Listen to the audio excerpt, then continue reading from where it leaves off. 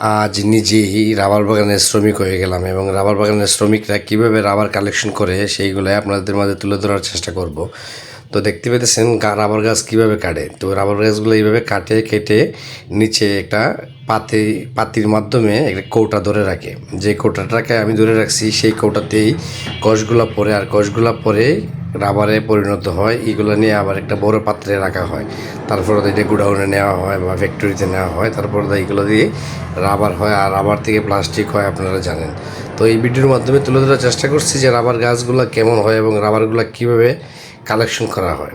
তো সেই জন্য আমাকে রাবার বাগানের শ্রমিক সাজতে হলো। রাবার বাগানের শ্রমিক সেজে এই ভিডিওটি করতে পারলাম।